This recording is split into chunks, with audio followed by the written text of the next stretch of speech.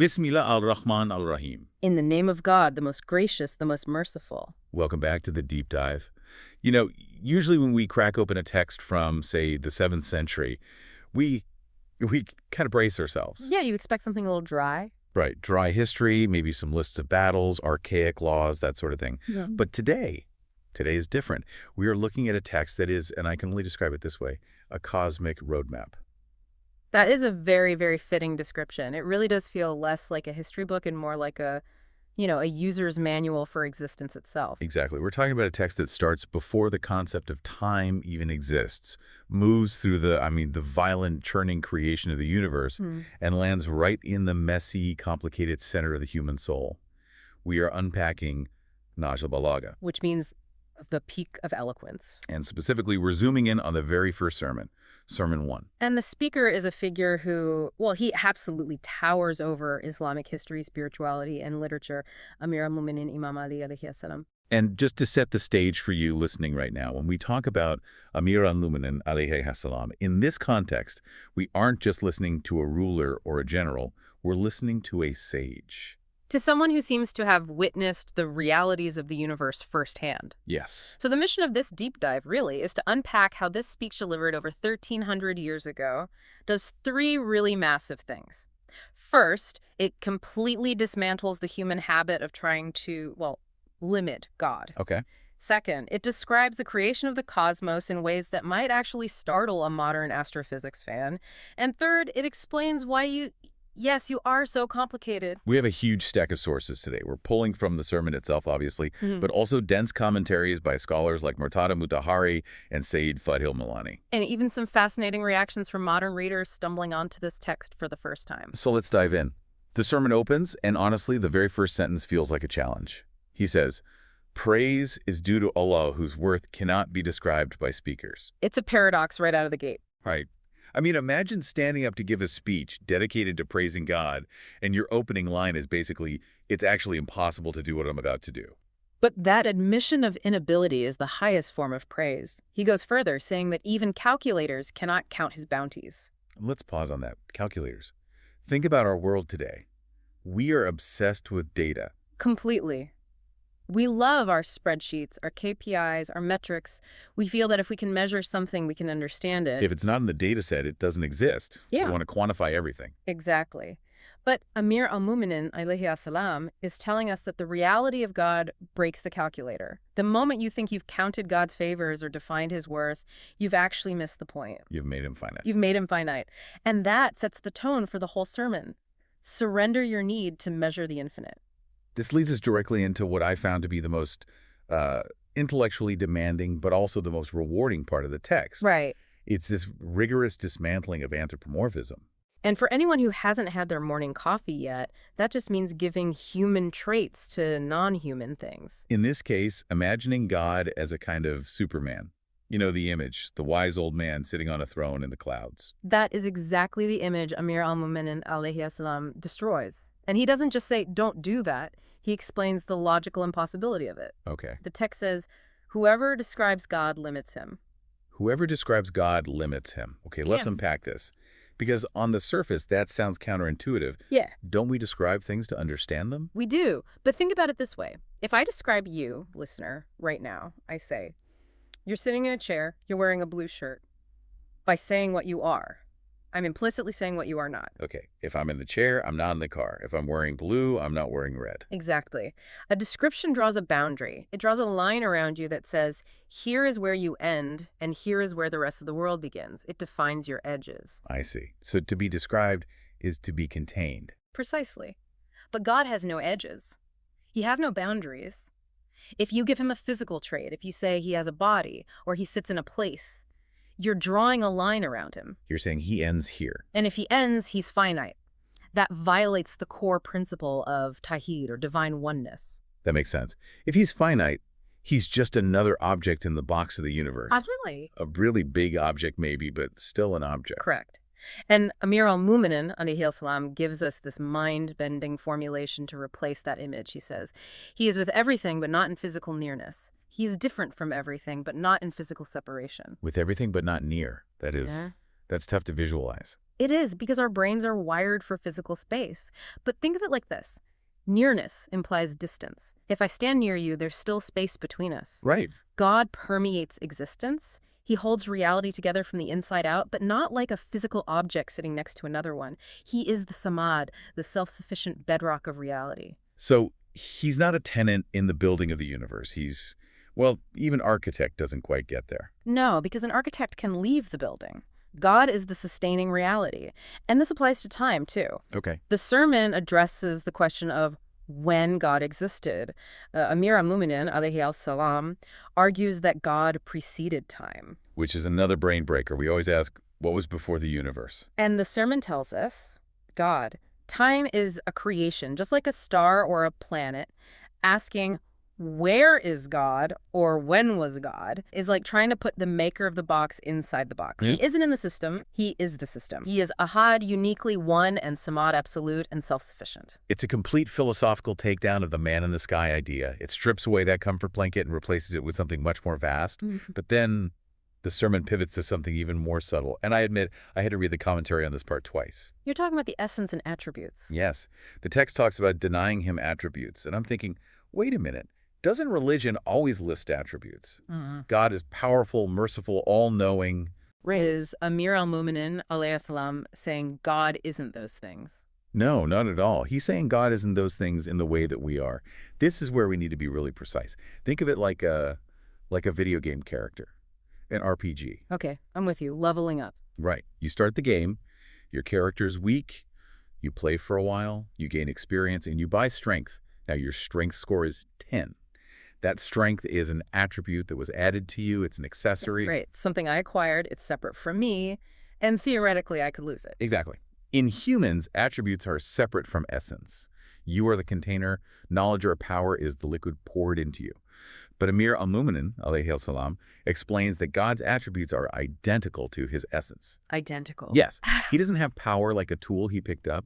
He is power. He doesn't have knowledge stored on some divine hard drive. He is knowledge. Because if he had it, then you'd have two things. You'd have God, and then sitting next to him, you'd have the power. Boom. Duality. And if you have two eternal things, you've broken monotheism. You've broken the oneness. You've broken it. So Amir al-Mu'minin, alayhi salam, teaches us that to truly understand the one, we have to realize his being and his qualities are one and the same. There's no division in him. That's deep.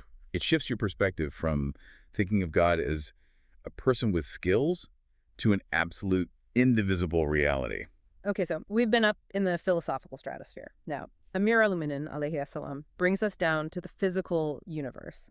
And the imagery here, it shifts from philosophy to something that looks like high-budget cinema. It really does. The language becomes incredibly kinetic, incredibly active. I was reading through some listener reactions in our research, and one person on Reddit was freaking out in a good way, saying this description sounded like the Big Bang. Now, I know. We have to be careful.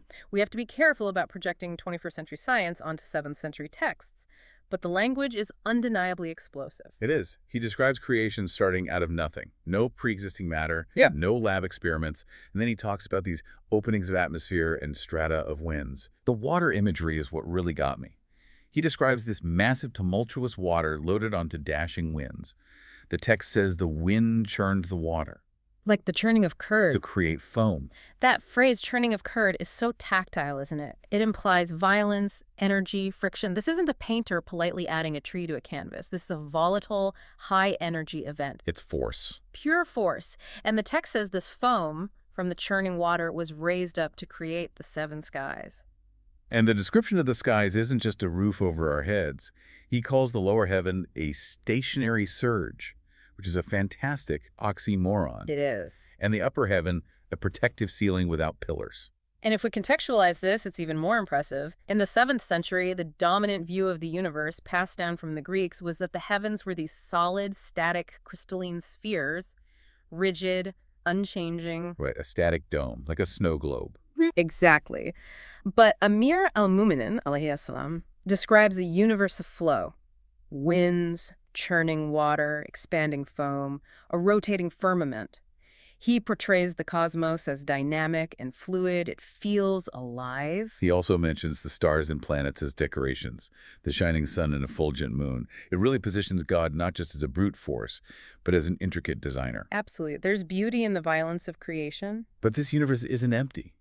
After the stage is built, Amir al-Mu'minin alayhi salam populates it, and he starts with the administration. The angels. Yes. And he doesn't just say, and then there are angels. He breaks down their job descriptions. It's like we get a glimpse into a busy, functional, cosmic administration. He mentions some are in eternal prostration, some are bearing the throne. Yeah. I like the description of them as speaking tongues for prophets. Mm-hmm. But the key distinction he makes, and this feels like a setup for what comes next, is that they don't get tired. The sermon says they don't experience languor or sleep of the eye. It emphasizes their nature as beings of pure obedience and intellect, untethered by biological limitations. They're constant, which of course contrasts sharply with the next creation. The one that does get tired. The one that sleeps. Us. The creation of Adam. This was a massive aha moment for me regarding human psychology. Amir al-Mu'minin alayhi as-salam gives us the recipe for the human being. And it's not just dust. It's way more specific. It is a profound piece of symbolism. The sermon says God collected earth from hard ground and soft ground, sweet soil and sour soil. Sweet and sour, hard and soft. It sounds like a cooking show challenge. But think about what that means for us. Why are human beings so complicated? Why are we capable of such incredible kindness, the sweet nature, and such absolute cruelty, the sour nature? Why are we sometimes stubborn as a rock hard and other times easily manipulated soft? Because we're literally built out of those divergent contradictories. We aren't hypocrites, we're composites. It's that internal battle you feel every day, that tension between wanting to be good and wanting to be selfish. That is your substance. The sermon says God kneaded this mixture, solidified it into clay, and then blew his spirit into it. So you have this chaotic, contradictory mud held together by a divine spark. We're the bridge between the dirt and the divine. We are a walking paradox. And that structure explains our volatility.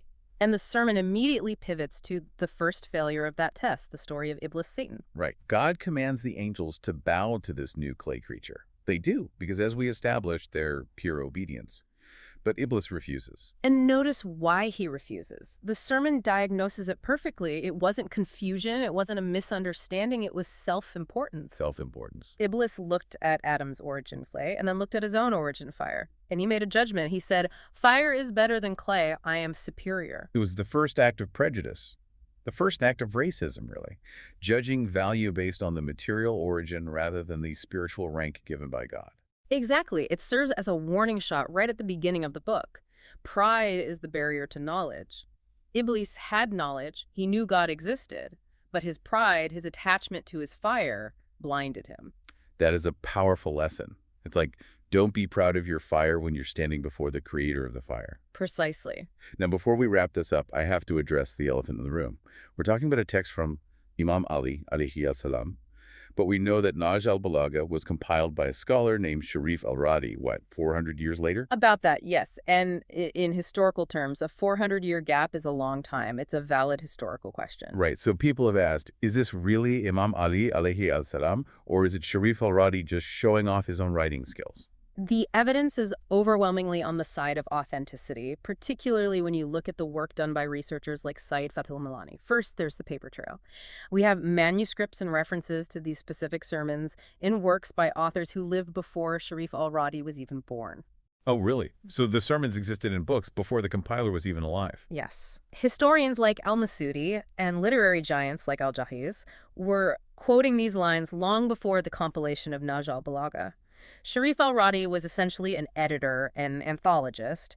He didn't write them, he curated the greatest hits, so to speak. That makes sense. And I assume the style itself is a clue. A huge one. We have Sharif al-Radi's own poetry and prose. It's excellent, but it's different. The style of Nahjul Balagha has a specific rhythm, a philosophical density, a vocabulary that is unique to Amir al-Mu'minin, alayhi salam. It's why the famous consensus description of the book is below the word of God, but above the word of man. Below the word of God, but above the word of man. That's quite an endorsement. It really is. It carries a weight that human fabrication simply struggles to replicate, especially consistently across hundreds of sermons. So let's try to bring this all home. We've gone from a God who defies calculators, through a universe churned from foam, to a human being made of sweet and sour clay. If we have to distill this for the listener, the person driving to work or at the gym, what is the core takeaway? I think the takeaway is that you cannot truly understand yourself until you understand your context. How so? We spend so much time today trying to fix ourselves. Our anxiety, our ego, our relationships. Self-help is a billion-dollar industry. But Sermon 1 tells us that mental and spiritual health begins with awe. It begins with tawhid. This is about perspective. Exactly. When you realize the magnitude of the Creator, that He is the infinite reality, the Ahad and the Samad, your ego naturally shrinks. It's hard to be arrogant about your fire when you realize you're just a bit of animated clay in a universe of strata of winds. It's humbling, but in a good way. It takes the pressure off. You aren't the center of the universe. He is the center of reality, and that is where peace is found, by acknowledging your limits and His infinitude. I want to leave you with a final thought to chew on, something that really stuck with me. We talked about that recipe, the hard, soft, sweet and sour clay. And Amir al-Mu'minin, alayhi salam, mentions later in the book that the prophets were sent to remind us of a pledge our souls made to our Creator. Yes, the pledge of His creation, the contract inherent in our being. So here's my question to you. If you are made of that specific mix of sweet and sour clay, and God breathed His Spirit into you, what is the promise your specific nature made? What is the potential your soul agreed to fulfill before you were even born? That is the question of a lifetime. And it's a question only you, the listener, can answer for yourself. We highly encourage you to pick up a copy of Nahjul Balagha. The English translations are widely available. And just reading Sermon 1 for yourself, letting those words wash over you, is an experience we can't fully replicate here. Thanks for joining us. It was a pleasure. See you next time.